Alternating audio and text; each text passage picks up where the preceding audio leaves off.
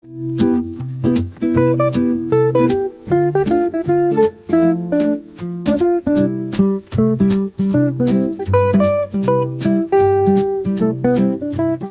right, my name is Rich Schmidt. We're here with Lawrence Francis today. It's June 17th, 2025. We're in the Nicholson Library at Linfield University in McMinnville. Lawrence, thank you so much for joining us today. Yeah, my pleasure. And you know the first question, but I'm going to ask it anyway. Why wine? Okay, so I've got a short version, which is people, but I'll give you the full version. What if I told you that the person who is most responsible for me getting into wine, we've never met, we've never spoken, and until about 2 or 3 years ago, he had no idea that I even existed. So I'll take you back to probably 2016, I want to say. And it was really, and still, I'm a huge fan of Spain and Spanish culture.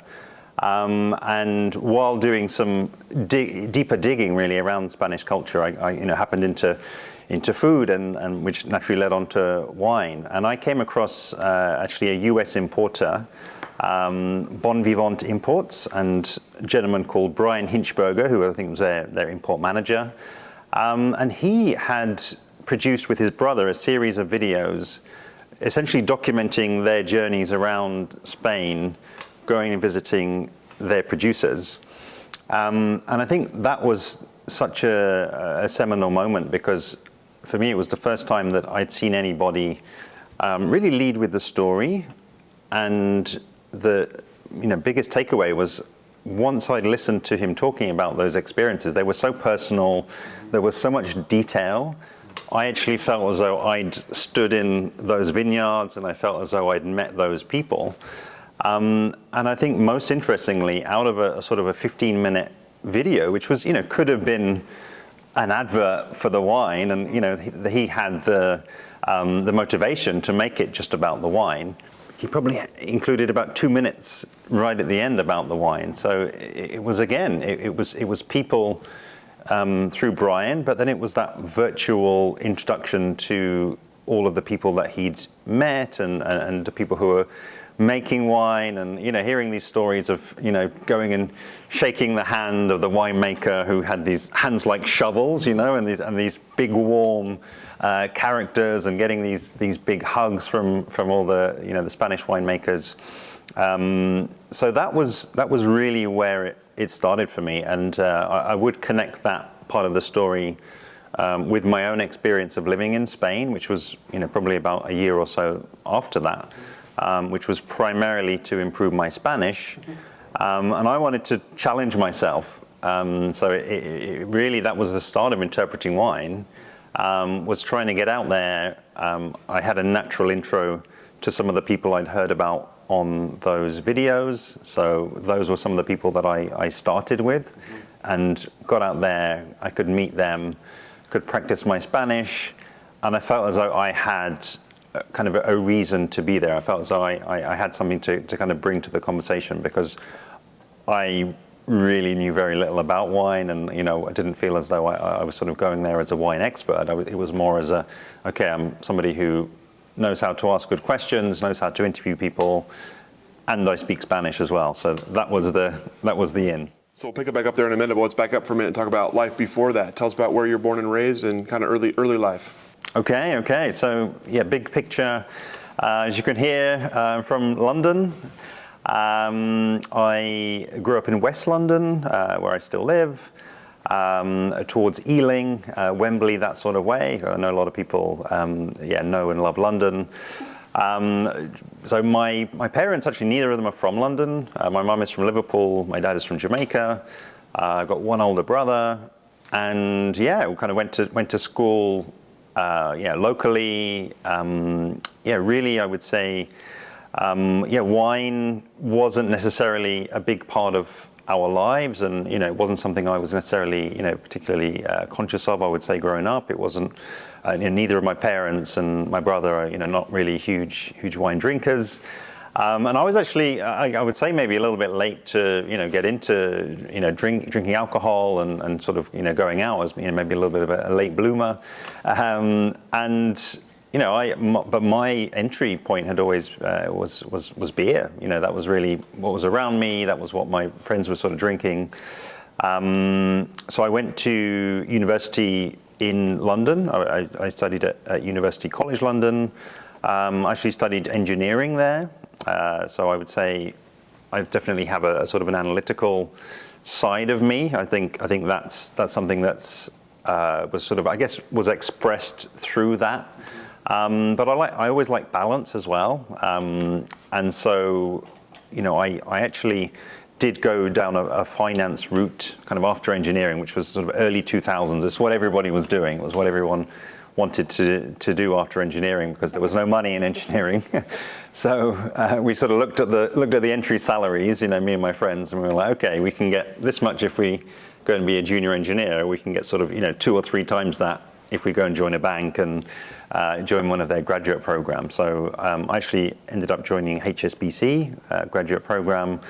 And the idea there was that you sort of travel around a few places and you kind of settle on one and you kind of pick on one. But yeah, it was interesting. I think that theme of balance kind of came through, because I'll be honest, it never really satisfied me just being motivated and thinking about money. I think that was kind of the first lesson that I got from that. So I actually I left after 2 years at HSBC and actually retrained to be a business psychologist, which is still, I guess, the main body of my work experience. So I had to. Actually, interestingly, I could do a degree in 1.5 years for psychology, which was a welcome thing. I didn't have to go straight back to square one. But that then, that kind of opened up a whole other side. And I guess, again, it was bringing forward some of the analytical parts from engineering, but then there was a lot more people, there was a lot more interaction in that. And I loved it. I loved the fact that you could have both. You didn't have to just choose the sort of the left brain or the right brain. You could kind of have this integrated path. And worked as a consultant for many years. First in London for I think about 3.5 years. Before then, actually spending again around the same sort of time over in Dubai and UAE, between Dubai and Abu Dhabi. Which again is a complete different experience. And when they're actually just after the kind of credit crisis, I guess, of 2008, so I moved there in 2009. And actually, they'd cleared out a lot of the people who were there, and had sort of abandoned their Porsches at the airport, as people were sort of doing at the time. And it was again, it was a different experience. I absolutely loved it. But still, interestingly, 2009 until 2012, still wine hadn't really made its appearance. But I think all of these experiences left their mark on me. And right the way through until returning back to the UK, having another role on the South Coast, and going a little bit more, deeper into things like organizational development, getting a coaching qualification. Really, I would say building a set of skills that, again, they were very balanced. They were about this, numerical, analytical part of my brain, but then also always about people. I think there's definitely a theme coming through here. People was always a massive motivation for me, and I think that will always be a part of any job that I have in the future, or any focus that I have in the future. There'll always be interaction with people, understanding people, drawing out, giving them perspective on their own journeys as well. And it's certainly a theme with the podcast is, getting people to, I think, realize how interesting they are. It's come right the way through from coaching and from the business psychology. And I kind of keep it under my hat a little bit, but there's so much of what I'm doing in interpreting wine and in the interviews that I'm doing, which is almost directly lifted from business psychology. So I think for a lot of people it might be a bit of a stretch to connect the two, but even talking about it now, I think there's very much a natural flow from maybe going too far down the analytical, numerical side of things to, I guess, seeking balance and, again, going down the people side of things, let's say. So since I've never really heard the term business psychologist before, tell me a little bit about what a business psychologist is and does. Okay, it is what I love about it. It is at the same time, it is the most specific and the most broad definition you'll ever hear. So effectively, it is to do with anything related to people at work, and normally around kind of getting more out of people, getting them to increase their performance and make more money for the company. So that's actually very different from health psychology or maybe clinical psychology where they're working in therapeutic settings. So it includes essentially, I would say, the whole life cycle of the employee. So right the way through from how you hire people, how you select them, how you onboard them, and then once they're in role, how you develop them, how you keep them motivated, how you communicate with them, right the way through the life cycle, up until when they may well leave the organization. So what does that look like? What are the processes there? How do you extract really value from them and have that sort of two-way conversation right the way through the life cycle of the employee. I first worked quite deeply with a consultancy that was doing a lot of management development. So my day-to-day was giving people a lot of psychometric tests, so numerical ability, verbal ability, again, putting a number on something, on an aptitude, giving them personality tests as well. We had a sort of a bank of personality tests that we'd give to people, and it was a whole day. They'd have that in the morning given to them, but then in the afternoon we got to sit down together, and then it was slightly more of a human conversation. It wasn't a go and do these tests and we're going to time you. It was actually then much more about them and relating then what was essentially write down and you have this score and you get this particular outcome, relating it back to what they do on a day-to-day and again back to people. How are they, as managers and as team members and as direct reports, how are they going to use that information for their benefit and for the organization's benefit once they got back into the workplace? Interesting. Yeah. Give me an example of either a specific place or a kind of place you worked and maybe an impact you were able to kind of quantify. Yeah, I mean, the one that kind of comes to mind is we worked with this organization who had actually just been acquired, and they bought this company, and I think in the way a lot of takeovers happen, they knew the assets that they'd gotten. In terms of all of the brands and the buildings and the all of this sort of the balance sheet, exactly what's on there, but what do you put on the balance sheet around the people? What types of managers have you got? Have you got the people who you want to implement your strategy going forward? Are the right people in the right seats effectively? So that was probably the largest project that I worked on in that first consultancy.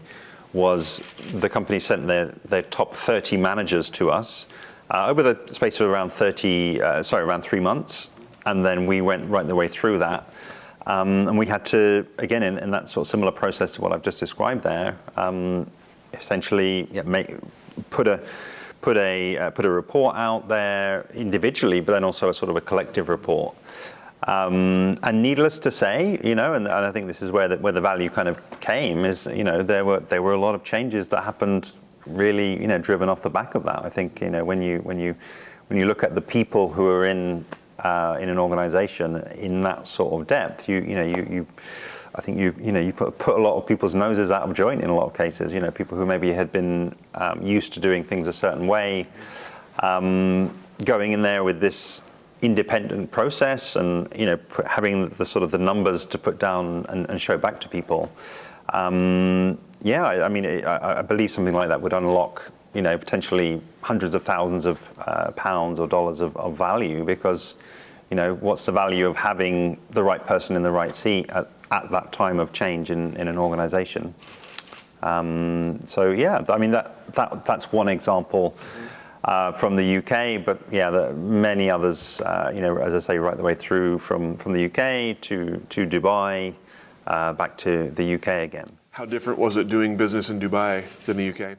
Wow, it was like night and day, I would say, because you have on the face of it, you have a sort of a very diverse population there. Let's say. I mean, I think it's at the time it was something like around 10% local population, and then you have sort of this world representation. You literally have all countries of the world there. You have English, you have French, you have European, you have South African, you have American. You really have everyone there, and it always struck me as so interesting about how I guess people responded to that and the things that people missed from back home. So, for example, when I was there was this area that had sort of just opened up in the sort of maybe more Western expat area, and it was literally called the Walk,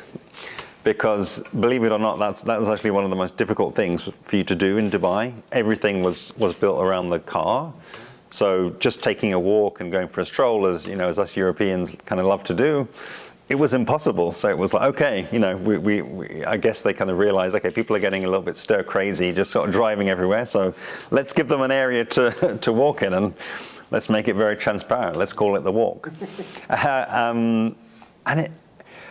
Every experience there was very different. I mean, I think the very first experience I had was really going in at the deep end. So it was working primarily with local police officers and army professionals, assessing their management capabilities, and that was kind of wild, because I'd gone really from a culture where people, as I gave that example, people would kind of know what was coming, and they kind of knew what to expect, to the complete opposite. It very much, as I saw there, it wasn't really in their culture to do that type of assessment. It was very much really around family, around sort of having, I guess, connections and having being of the right sort of tier. When you have a royal family, when you have you have different sort of status levels that are implied by your surname and by who you know and who you're married to,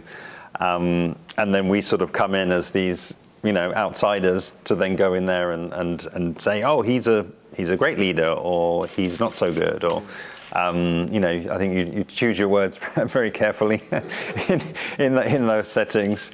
But I think the company actually did a good job of just again, I guess, keeping us on task and kind of making it very much about the process, and just saying, okay, we know that this is a different cultural environment that we're getting into, but if we, as we say, play everything with a straight bat, and just sort of say, okay, this is what we saw, these were the scores that you got here, and just keep it to what is observable, then again, we're on I think much more solid footing. But then hopefully as well for that work, once those reports are written and once it gets back into the business, they'll actually be able to extract the most value from that as well. So you described earlier kind of your first interaction with the wine and the wine industry. So I'm curious about, as the wine interest started to become something in your life, what was the first step you took? What did you do to kind of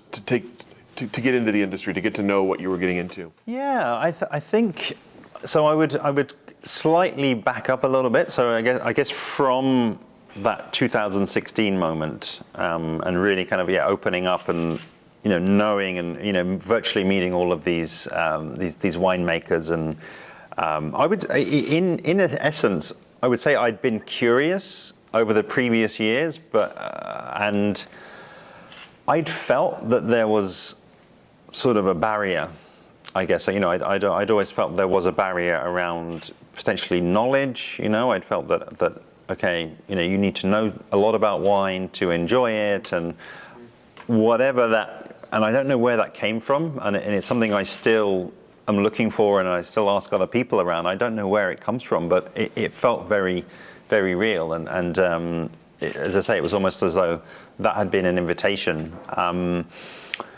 I would say I then went through a period of maybe about a year or so where I was just a lot more comfortable going to a wine shop and having a conversation. I had a starting point. So I had all of the experiences from that video, and I still remember going to wine shops and sort of asking if they had wines that I'd seen in the videos, and oftentimes they didn't, but it was a start. So I got very interested in similar to the portfolio, wines from Galicia. So wines that were these essentially usually white wines that were kind of crisp, that were refreshing, and just the way that they spoke about these and the way that they related to the cuisine and the culture, that kind of had me hooked from the videos and meant that those were the wines that I started drinking. So those are I would remember stocking up on wines like Godeo and wines from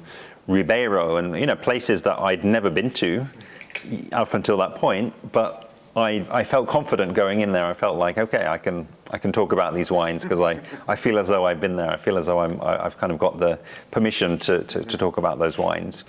And then equally, the very first, I would say, proper wine fair that I went to was not that long after that. It was the Real Wine Fair in London, which is still one of my favorite wine fairs to go to. I absolutely love.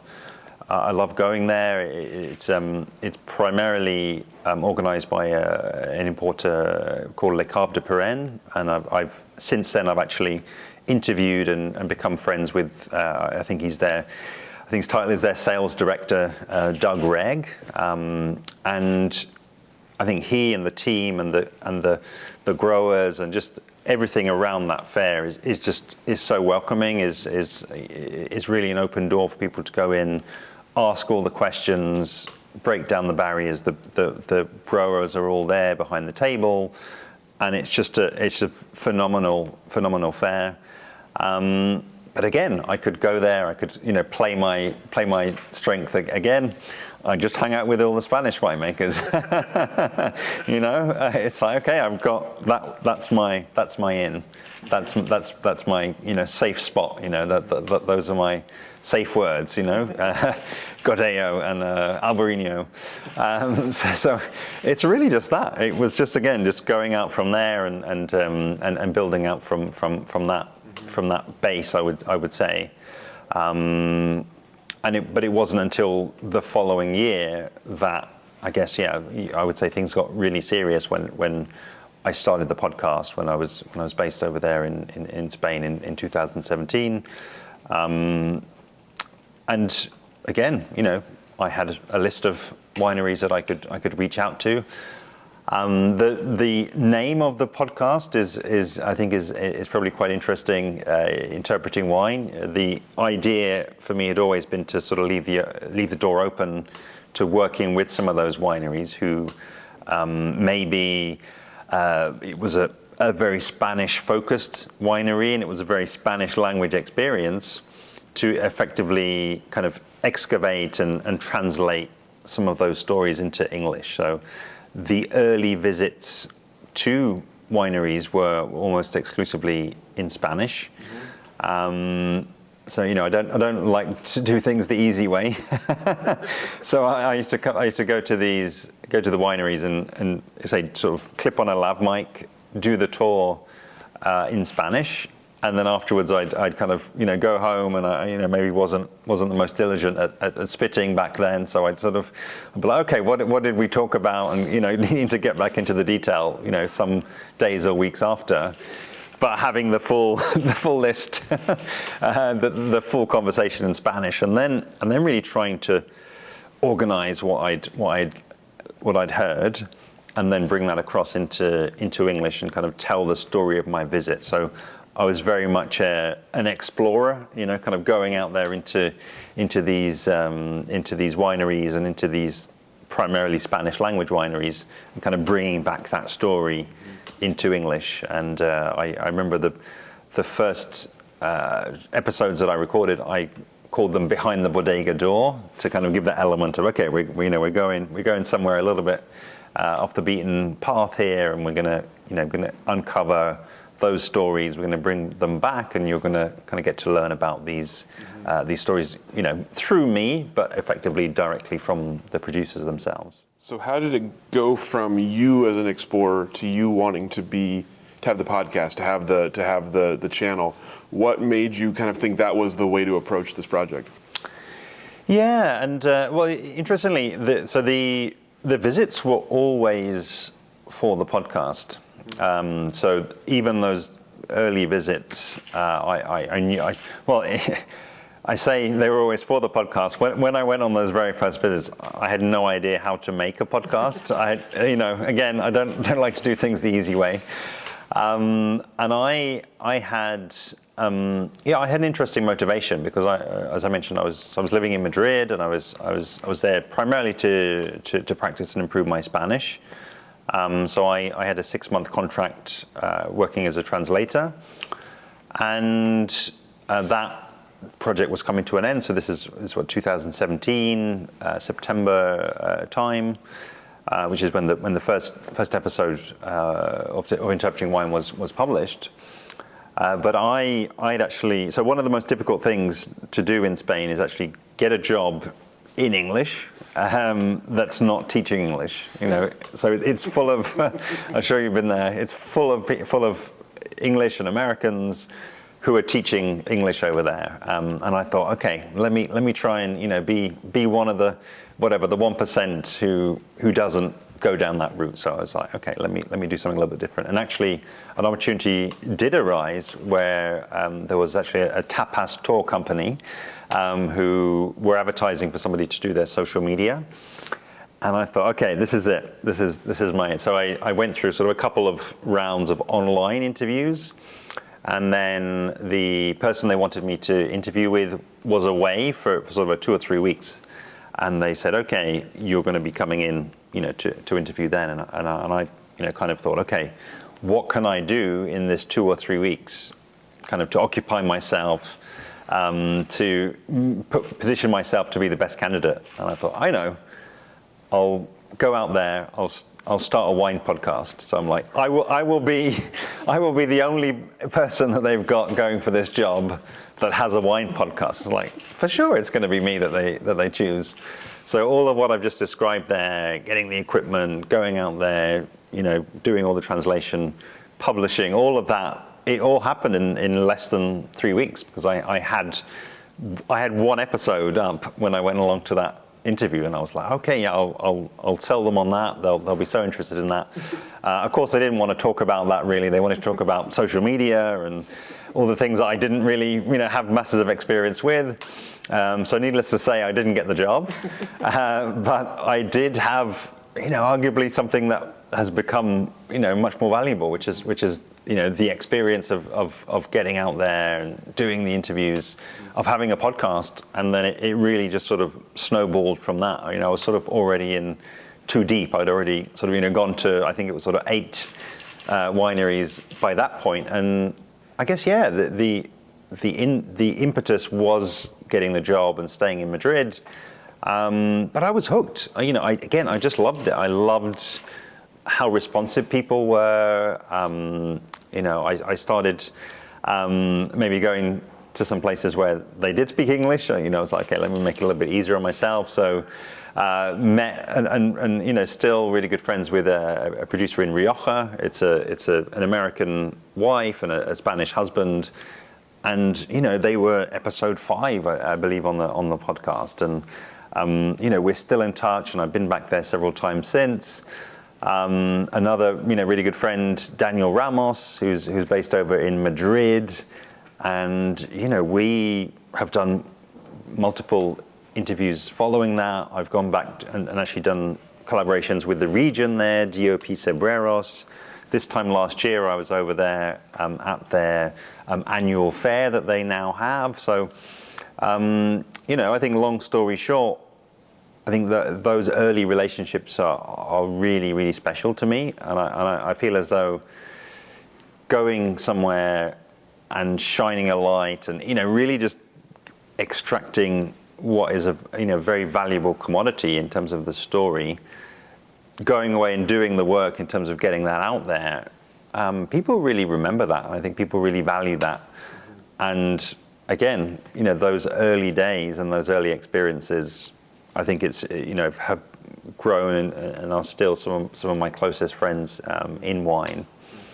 But I think then the big opening was then coming back to London in 2018, and I guess realizing, I didn't have to do everything in Spanish and make things. I was like, I'm home, I can do my interviews in English, and then I think just transitioning from I'm going to travel to the winery and I'll do the podcast later to actually then the more familiar interview style. So where I could actually record in the moment, I could extract those stories, and the actual interview itself, that was the episode.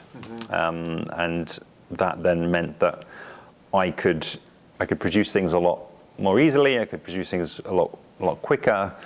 And I feel as though 2018 was probably still early enough in the podcast growth and just in its rise and position. Really, I would say things changed very, very quickly. I was able to go from somebody really nobody had ever kind of heard of to discovering these things called press trips and these things called regional bodies, which I really had no idea about at all. And I would say that the podcast production was very much was my entry into the wine industry, but then those early days in London were very much it gave me some legitimacy, and it allowed me to apply to go to tastings. It applied me to sort of have a reason to speak to people who were so much further along their journey, and were I think in some ways, if you look at them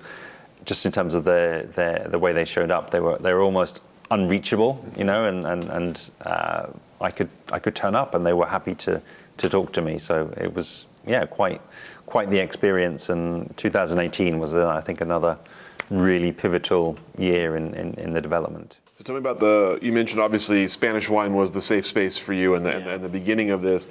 Tell me about getting out of that and going into the next thing. What was the next thing you went to explore? I would say in a lot of ways it was certainly London. It was London. I think London as this incredible center for wine.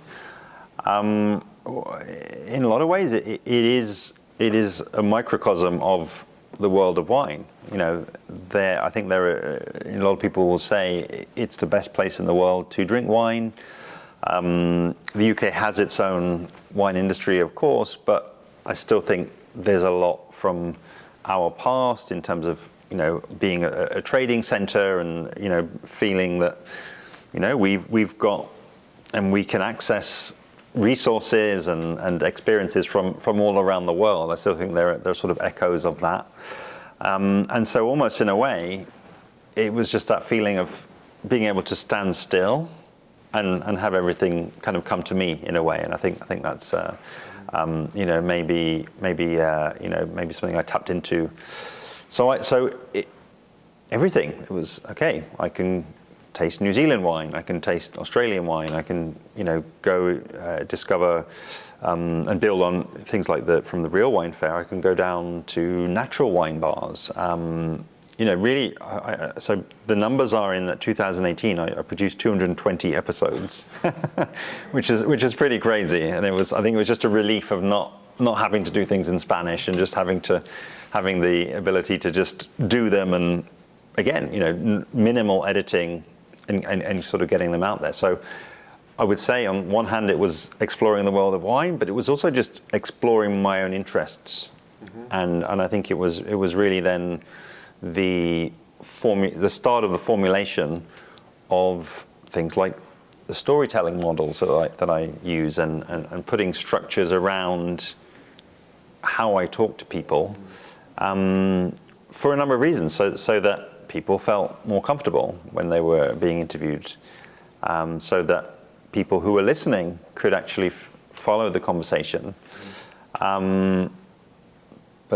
all of these things were sort of happening all at once. So it was just it was a pretty wild ride. And I would say as well that the seeds of my own interest in the US were planted then. So in 2018, I probably had 40% of my listeners were in the UK, and around 25% were in the US. And it was, remember the day forever, July the 4th of 2018, I actually landed in New York, and I'd been invited on a press trip to the Finger Lakes. So that again was, I think, an opportunity to learn about a brand new region, to bring again those stories out from a region which is still, I think, fairly niche. Bring those out to the UK, which was somewhere that they were looking to kind of export to. But again, it rose my legitimacy, I would say, of being the person who was there to document effectively our tour. But again, it showed me that there was a huge appetite for podcasts in the US. And actually now, I now currently have sort of turned those numbers on their head, really. I probably have around 45% of listeners are in the US, and the minority is actually UK. But I think if it hadn't been for the New York Wine and Grape Foundation, seeing that, taking a bit of a risk on this, unknown English podcaster who'd sort of appeared out of nowhere, I don't think we'd be sitting here today. 220 episodes. It's a pretty good year. One or two, yeah, exactly. So I'm curious about, you mentioned obviously the storytelling model, and obviously that it was something you grew into. So tell me about, I guess as you grew into the podcast that first couple of years, what was the goal on your end, and what was the producer's reason? Why were producers willing to talk to you and willing to sit down and tell their story? What was kind of the goal for the story you were telling and for the reaction it would get? Great question. And I think the big motivation was education, and I would say self-education. Again, I felt as though it gave me an opportunity to get into rooms where not necessarily, well, maybe I felt I didn't belong, but it gave me a focus while I was in those rooms, and I think that it was maybe me just making up for lost time. It was me just getting in front of those producers.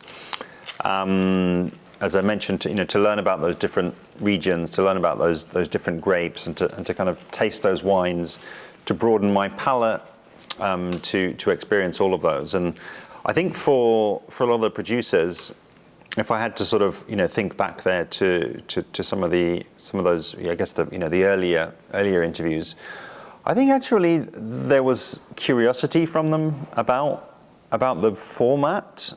I'll give an example of what was then and still is one of my favorite tastings I've ever been to, which was an Austrian tasting in London from an importer called Newcomer Wines. And they had this beautiful space, and they had all of these incredible and quite famous winemakers coming over and also standing behind their tables. And the importer, Peter Honegger, he'd actually responded positively to my approach, and he'd let some of the producers know and sort of asked them, okay, are any of you interested in speaking with Lawrence? And a number of them said, yeah, we'll be up for that. Just kind of swing by the table. And I guess for them it was an extension of, we're going to be in London. We're going to be speaking English. We're in, city mode, or we're in sales mode, or we're in communication mode. I didn't know that at the time, but I definitely feel as though the winemaker life, it has two completely different sides. I think it's when you're at home, there's work to do, kind of get your head down, do what needs to be done. And for good winemakers, do it no matter how no matter what it takes, get that done. And then I think that when they're out there in the market, there is then that other head on them. So I very much feel as though it was an extension of that, and it's just media communication.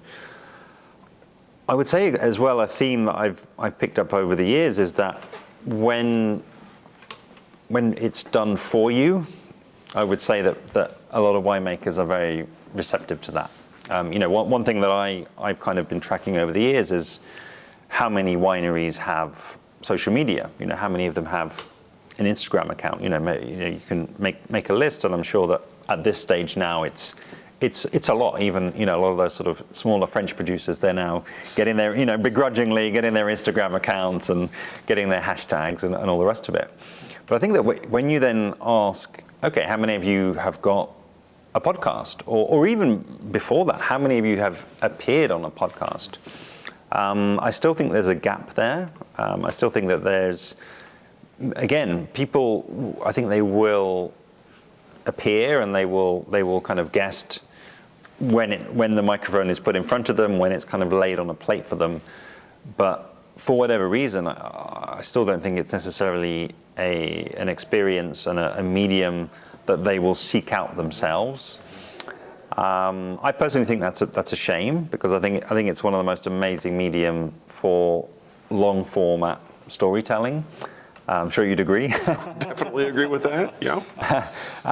And I just made it easy for them. I think that actually, again, having that confidence to just sort of stand there at the table, and they were there, they were warmed up. I just made it very easy for them. I experimented with a lot of formats during 2018. So there was a little bit of that at the table type interviewing, but then there was also maybe after a tasting, or turning up at people's kind of hotels, like when they were, I knew they were in town. I could kind of see from their Instagram they were in town. So I was like, oh, okay, if you've got half an hour, come down and let's have a chat. It was just making it easy for them, and little did I know, I was really kind of getting in the reps.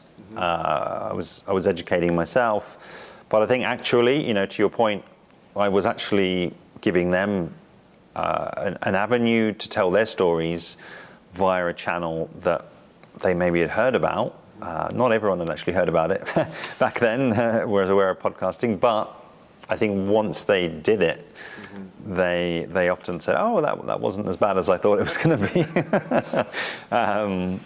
And it was just, when you make it easy for a winemaker who wants to tell their story and wants to support their brand, I've had 99.9% really great experiences, I would say. So tell us about the storytelling model. I got to see it in action as I was filling out my form for your interview here this afternoon.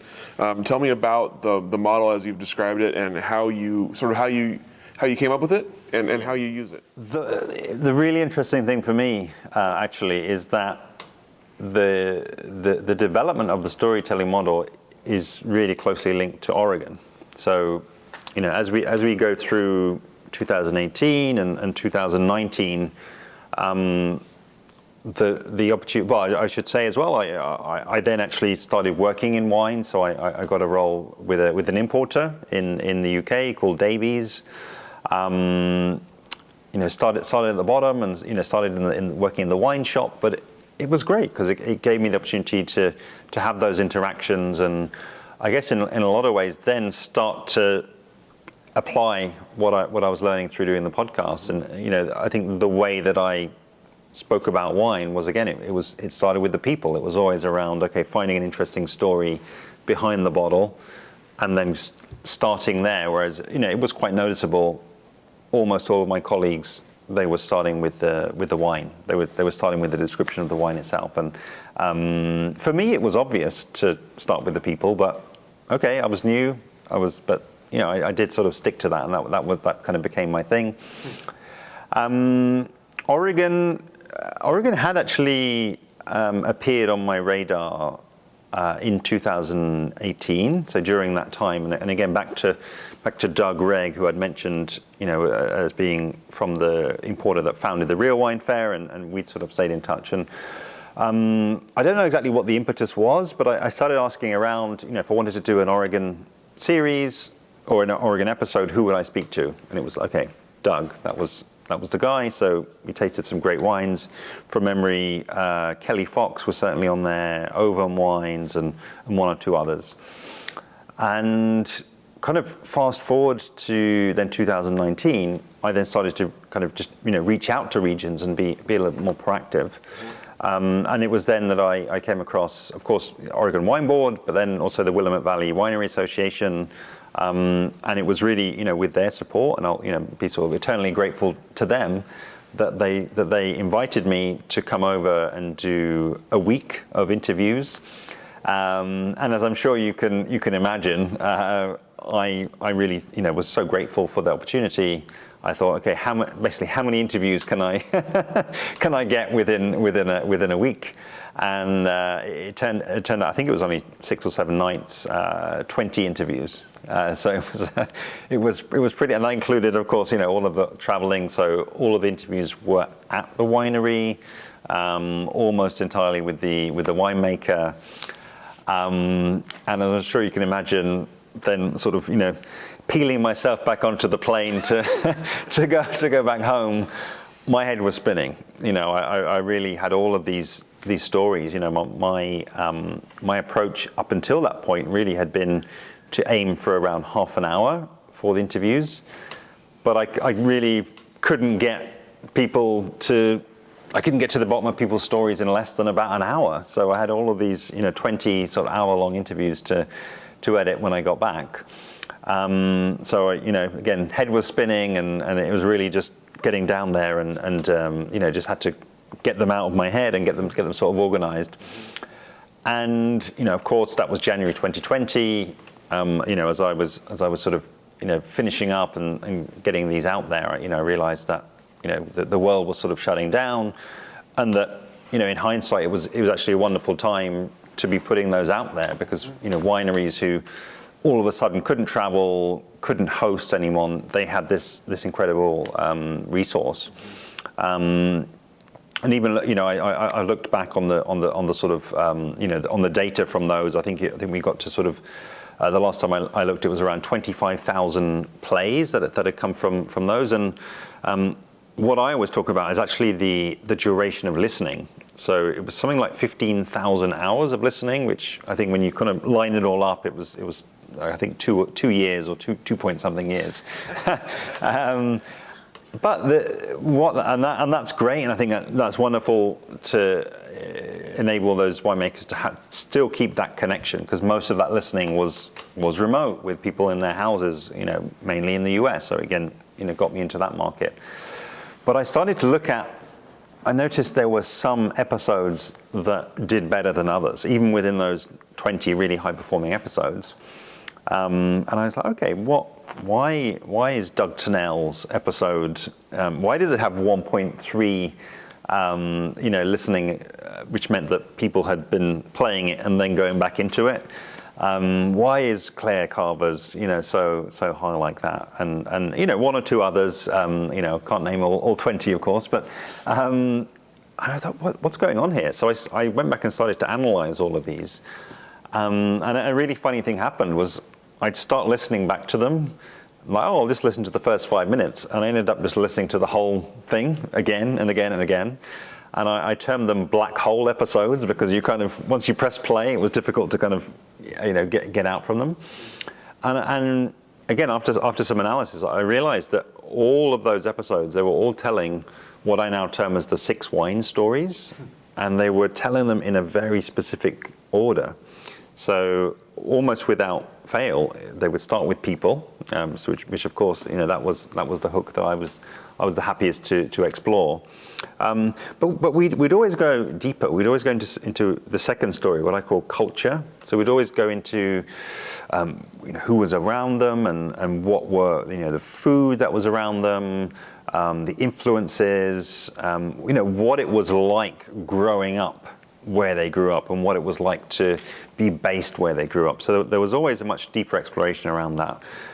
We'd always then at some point transition to what I call geography as the third story. So it would always be something around a strong visual around where they are based, and as I saw as well, the transition of time through the year. Again, it was that idea of you could picture yourself there, no matter when you were listening, if it was winter, if it was spring, no matter where you were in the world, you could then position yourself and think about yourself being there. Geology was the fourth story, and that again flowed very naturally from what you saw around you, and again the Oregon winemakers were massively knowledgeable about what had caused those artifacts that they see. Talking about the marine sedimentary seas, talking about volcanic activities, talking about the Van Duzer corridor, all of these incredible features there. It brought them to life. It brought them out of the textbook, and it made them relevant to what people were seeing, because it gave them that longer history of, okay, you're standing in this amazing area, but it's taken us millions of years to get here.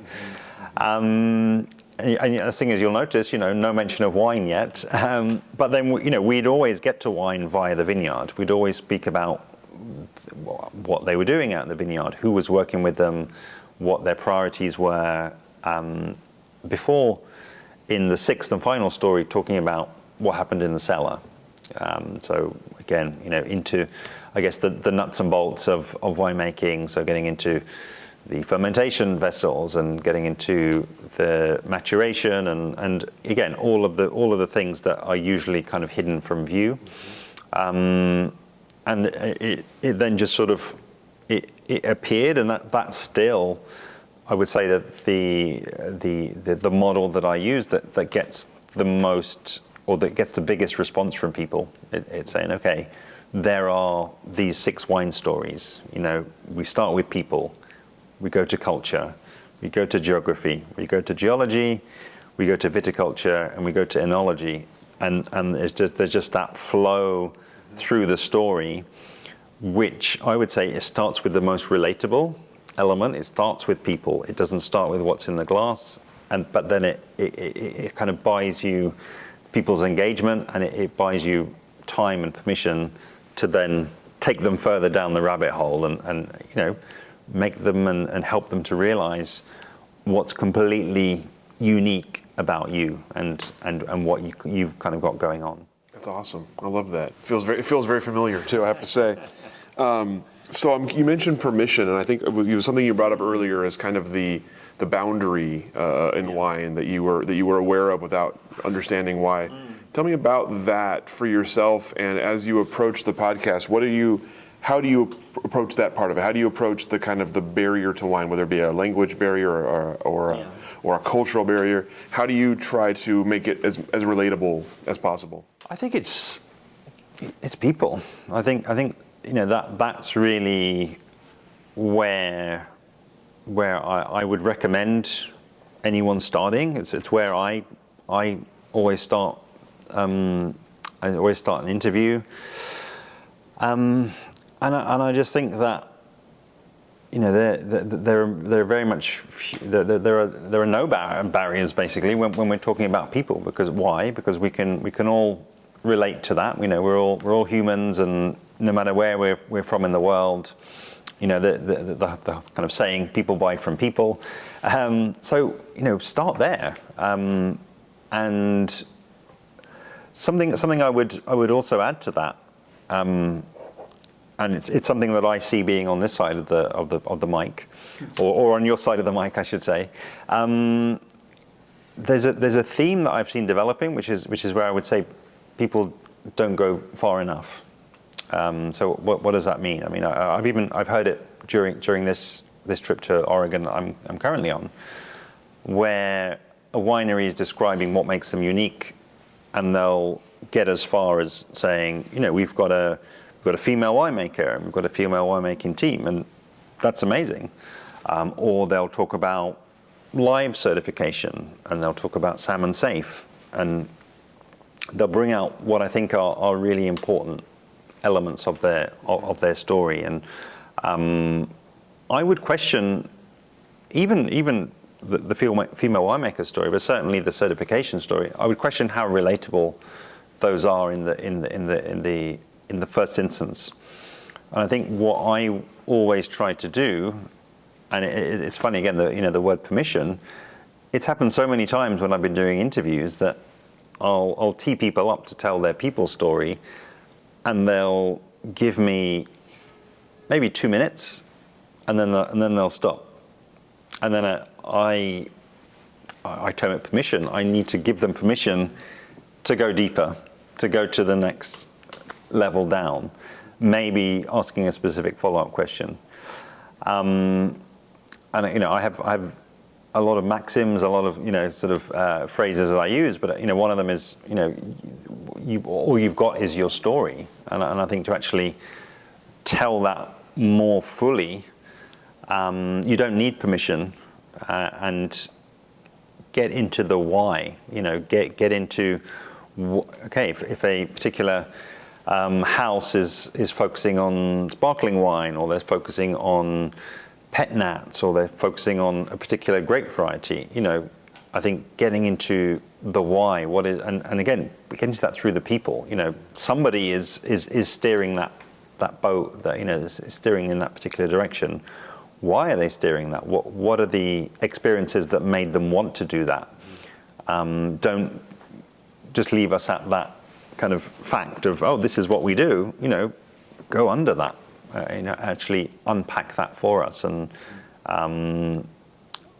I appreciate it can often take a third party to kind of do that. And again, it's something that I term the interested outsider, because I feel as though there's just within winemaking communities, that there's so much that's already known and already understood, that's potentially one reason why people don't go further with their stories. It's like, okay, we're two maybe again an Oregon winemaker and an Oregon interviewer talking to each other. It's like there's so much that there's so much that we do know about the industry that we don't want to necessarily. Maybe it's patronize the other person, or just it'd just be boring to go over it when you both already know it so intimately. But I feel as though being an outsider, I can ask a simple question, and people will also fill in parts of the story for an outsider that they wouldn't necessarily do if it was somebody from the region. So I feel as though those two things really leverage off one another, and just mean that I'm able to draw out the full story. During the pandemic, you had just released these Oregon interviews. Tell me about sort of during the pandemic and coming out of it. What were you thinking about for the future of what you wanted to do, and how has it grown in the last 5 years? Great, yeah, I love it. So I would say, in a lot of ways, I would say the pandemic was a wake-up call, I think, for a lot of people in the wine industry. I know a lot of other industries as well, but the wine industry is what I care about, and who I'm focusing on helping. And I would say that there are certain models of selling wine. I've seen here on the ground, getting people into the tasting room, having tastings, going out and pouring at bottle shops, flying over to London and doing a stand-up tasting, going to Provine, going to Wine Paris, or all of these different elements, which I think were positioned as the kind of gold status, and then they were maybe underpinned by some social media, kind of a little pinch of social media here and there, but the main course was the in-person experience, and I just think that people were forced very violently and very suddenly to rethink all of that, and in a lot of ways, I think we're still seeing the echoes from that in terms of the ways that people think about communication, the way that they think about their business.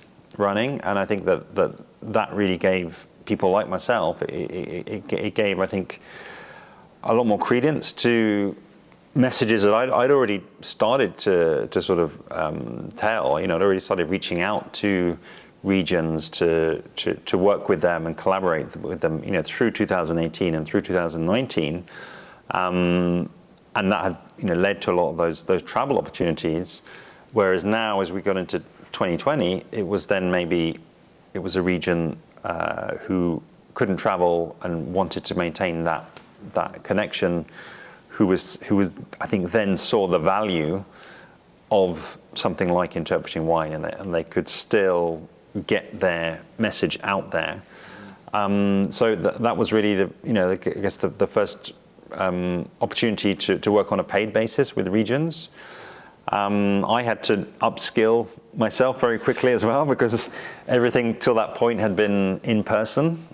But I would say that again, I sort of really dived into the remote production, and used that time to just think about how to get the best story for the region and for the producer out from that. So again, 2020 was when the 6 wine stories were born, and then I was able to go to regions and say, look, this is what it's all about. We're going to effectively amplify your story as though it was told at a masterclass or at the tasting table. So trying to tie it back to things that they were very familiar with, but it's saying, okay, this is now something that can go out there digitally.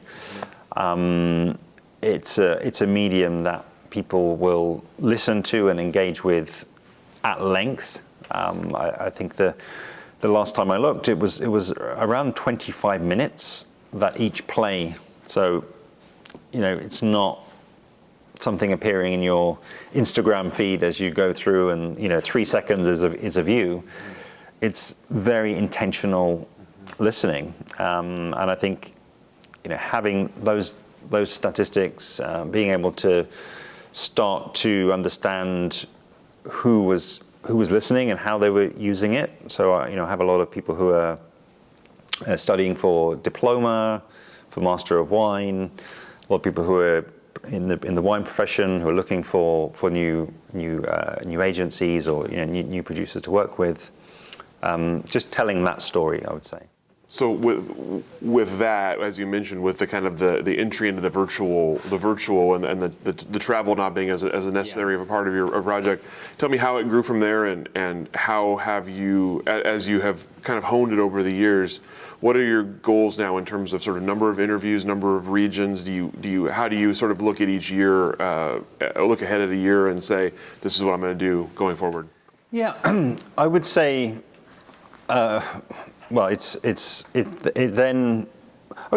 things have certainly slowed down in terms of the output. I would say that I'm still, I would say, quite ruthless about trying to get the amount of impact out there. Just like I'm kind of never satisfied with what has gone before. I'm always ready to try something new, but with that goal of getting people to listen more, getting this content that, again, I think is very reliable now, and very, very, very confident around the 6 wine stories. How do we get more people to listen to that? So, for example, the other model that I presented at the symposium was around event optimization, and really, again, I think it's just coming to things like tastings and things like masterclasses with, I think, a completely open mind, and questioning, is this the best that it can be? And just realizing that, again, being in London and maybe having attended, I would say northwards of 500 events over the last 5 years, most of the events that I have attended, we just we sign up, we don't get any other communication or information, and then on the day there's this sort of slew of information. There's like, here's all the wines, here's all the information. You know, it's quite overwhelming. It's like this sort of tidal wave of information. And then the other side of that, it's usually crickets. It's like nothing. And I made the connection between the two and said, okay, look, if you've taken the time to get your story out there, to mine the story, as I call it, you know, to really go beyond that surface level, why not start to drip feed that in the weeks and even months leading up to a tasting, to a press trip, to a masterclass? You know, we don't need to keep everything up our sleeve, or, you know, keep everything hidden and like, oh, here we go, guys, here's the great reveal on the day. You know, we can be giving people the opportunities right the way up and right the way after. And I would say that really culminated last year in what I would say that the theme of my year was really breaking the fourth wall, as I call it. You know, it's like, okay, we've got all of this amazing podcast content, but it's sort of up there. You know, it's like people have to go and find it. And again, I looked at my own processes and I thought, why am I doing that? How can I bring that down and kind of give that to people? So it's led to something that I'm using and evolving called seller sound bites, where it's saying, okay, we can actually have something that's a representation and an entry point to all of that content, and it can be something that can be printed. It's something that can be on the table at a tasting. You know, it's like a QR code that can be scanned, and then actually you are then directed to all those oral descriptions of the wines and the, you know, the detail of the history of the 6 wine stories of the winery, and it just allows people to engage with that deeper story, but at their leisure. You know, not needing to be stood at the table and kind of elbowing everyone out the way to get there and try and find a spittoon, and, you know, all of these other distractors that I think are inherently there. Another key point, you know, again, this is another saying that I have, is just that, you know, if you're only talking about your wine region or your winery when there's wine in the glass, then I think you've missed a trick. Because if we look at it a week and we say, okay, when are the times within a week when it's effectively, you know, socially acceptable to be drinking, it kind of, you know, rules out a lot of times. You know, I don't think you know, people are necessarily going to be wanting to, you know, to go to a Napa cab tasting at 7 a.m. on a Tuesday. You know, it's like it's totally out of the question for most people. But, you know, what about people could be listening to stories about that producer? They could be learning about them and, you know, how they transitioned into wine, and, you know, learning about their culture and their backstory. Absolutely, at 7 a.m. if they're driving to work, you know, have it on the radio, and it could be an opportunity for them. And I just feel as though that's really that's kind of the next frontier that I'm really, I guess, pushing against, because I do feel there is resistance. Maybe on the back of, I think, a belief that the wine is going to be the thing that changes people's mind, and it's like, you know, all they have to do is taste my wine. That's going to be the thing that changes everything. And I think you're putting yourself almost in a corner. You're putting yourself in direct competition with who's at the table next to you. And it doesn't need to be like that. I think again, breaking the fourth wall, there's an opportunity to turn up when somebody is cooking, and you're the only voice that they're listening to, and you've got their undivided attention. I just feel as though, you know, we need to think about more. You know, there's 168 hours in a week, and how do we get more of those hours for ourselves? You know, how do we divert more of that attention? I would say that there is an in-market and an in-region version of that as well. You know, I feel as though when I look at the list of winery tasting rooms in Oregon, it's arguably it's kind of too late to differentiate yourself. Once somebody is looking at the long list, it's like, how does anybody stand out? How does anybody differentiate themselves? Whereas I think that if previously to that, you'd done some work to explain what makes you different, and people had resonated with your story, and they felt like they wanted to support you. It feels to me as though, and there's stats that support this, it's kind of game over, because you are no longer then just a name on a list. You are the winery that they have the connection to, and it's like, we don't want to go to any Oregon winery. We want to go to this one here because we've heard the story. We feel like we know them, and we want to support them. And I think that is the big opportunity that I'm seeing, and I think is going to be a logical next step for what I'm doing, and I hope that that is something that more wineries take advantage of, because I think there are some incredible stories out there, but that still a lot of people are stopping short in terms of telling the full story. A new saying that's sort of come up on this trip is that I think that wineries are vulnerable if they are not themselves vulnerable, if they are not opening up, if they're not being fully transparent, and that for me is again the big advantage. I think it's very relevant for Oregon because there's such a strong Oregon story out there, and that there will be a certain percentage of people out there who feel as though they know the story, and it's okay. It's Pinot Noir, it's Chardonnay. It's kind of done and dusted. It's okay if we want quality Pinot Noir, then we go here. Whereas actually, I think there are many, many more stories, many, many more hooks for people to really find their favorite winery or find their favorite region, or just engage more with the story. But it has to come from the producer opening up, really, I would say, and again being vulnerable in terms of sharing something unique about themselves. That's super interesting. I like that. I hadn't thought of it before, but I think it's something we've noticed too. I don't think I ever crystallized it, but that the vulnerability, I think is different now than when we started the project. That's interesting. Yeah. So on that note, I'm curious. Obviously, you came here in 2019. You're back here now.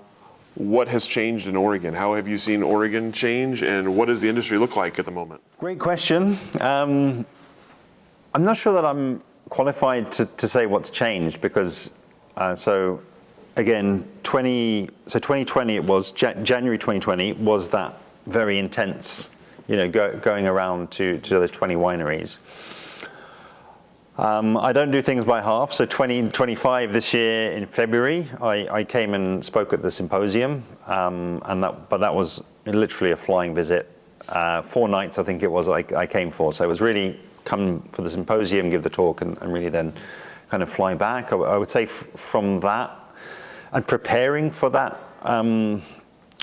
talk, it was interesting, because I was needing to kind of bring out, I would say, and tailor those models a lot more to what I thought people needed here on the ground, without ever actually really having experienced it firsthand, because I'm very sort of privileged really to have that one-to-one interaction with the winemaker. So I wasn't really aware of what a wine club pickup party was, or what that experience is like, and what do people value in that, and who does them well, and who kind of who's adapting and who's changing.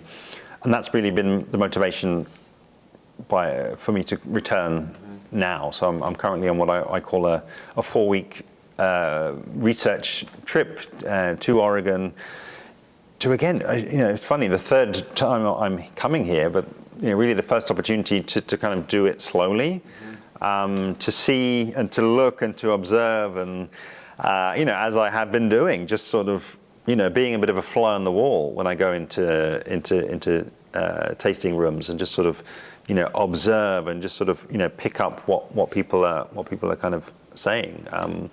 The bigger motivation for me is actually to write a book and aim that towards winemakers who are wanting to connect better with their customers via their story, and essentially maybe some of those who instinctively know they want to be more vulnerable. They want to tell more of those 6 wine stories, but exactly how do they do that? What makes a good story?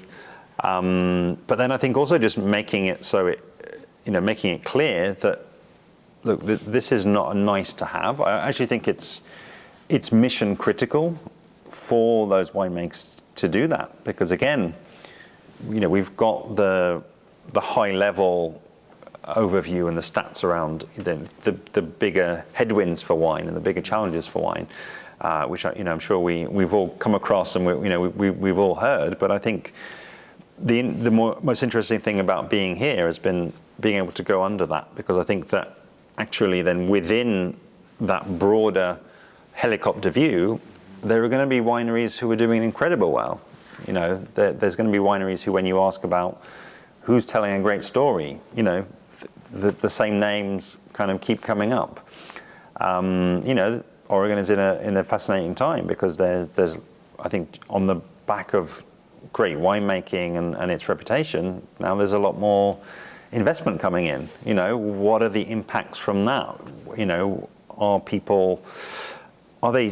Are they only hearing that story, and are they then disengaging from the wine club and moving their wine club to one of the smaller guys, one of the underdogs? These are the types of challenges and I think opportunities that are kind of out there. And again, if you're not vulnerable, or if you don't make yourself vulnerable, then I think you are vulnerable to being replaced, to people just saying, okay, we want to be in 3 wine clubs, but because you are now in my mind as the, maybe the corporate winery or the winery that's been acquired, I'm gonna move over here.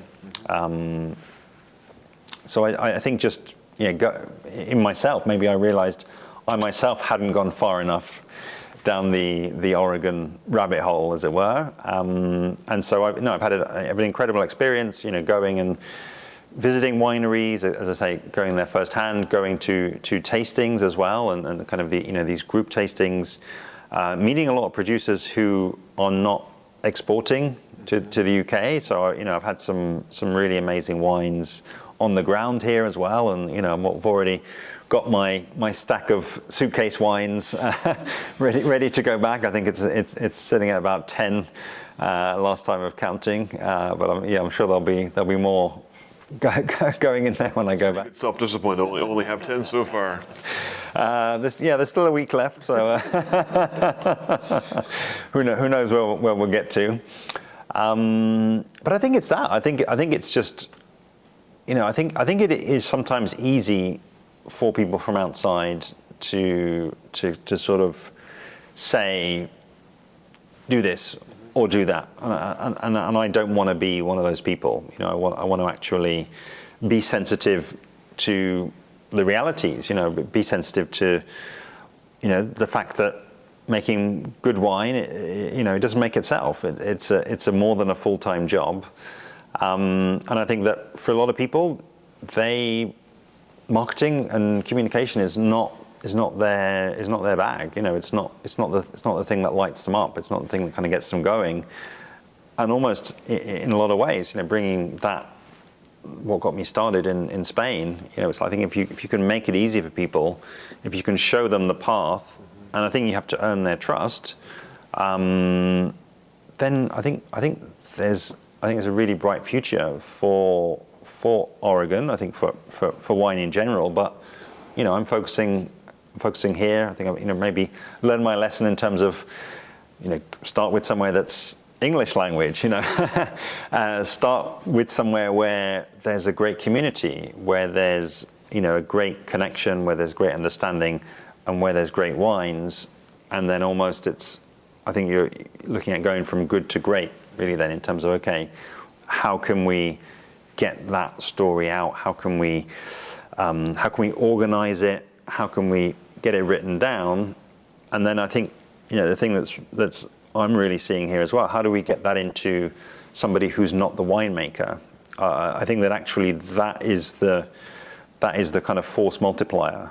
And it's saying to people, okay, if we go through this phase of actually documenting your journey, documenting your story, then further down the line we can train somebody and we can get that story into them, so that again it doesn't have to be you all the time. And I think that actually that's a path that I think will excite a lot of winemakers, where they maybe they don't always want to be doing the tastings, or they'd love to have be able to kind of clone themselves and send themselves out on this trip, or just life changes. It's all of these things are possible, but I think it just needs a little bit of that integration between the personal and the organization to put people in the strongest position to keep doing what they're doing, and to keep getting people bought into their story and keep getting new people coming through.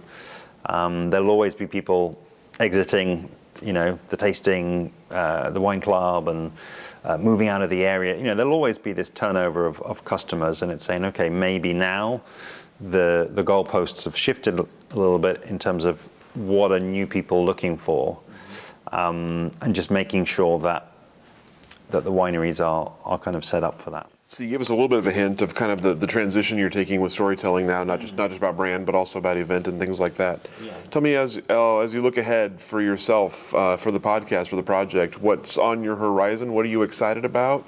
What have you not done yet that you're hoping to do? Great. Well, I mean, I would say speaking was a slightly nerve-wracking experience, but. Again, I felt honoured, to be invited by the Oregon Wine Board this year, and the fact that I was really given so much space to talk to their members. It's something I'd like to do more of. I feel as though this trip, in particular, has given me a lot more context around the realities on the ground, and a lot more of a feel for for the domestic experience, I would say. I termed 2024 as the year of breaking the fourth wall. I've already termed 2025 as the year of the US, and coming back and doing more in the US, and I've already had this time in Oregon. I've been down to Temecula actually during this trip. I had a brief stop down there, and it's my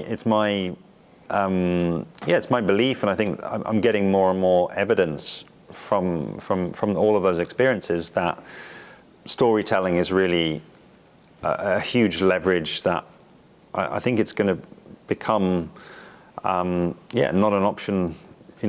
It's going to become essential for wineries and winemakers and wine regions to tell that story more effectively, and that right now it's sort of being whispered, in a lot of cases, and it's maybe in a lot of ways that wine maybe isn't approachable for many people. I think that marketing and brand building, I think that maybe those are things that haven't been necessarily viewed as that positively by a lot of people on the production side of things, but that hopefully I can be somebody that gives them the roadmap and says, okay, that's not so it's not so scary. If we these are all stories that it's, again, as I said during my presentation, it's absolutely not rocket science, but it probably takes somebody to ask the second question, and the third question, and the fourth question, and it's what I've deemed and called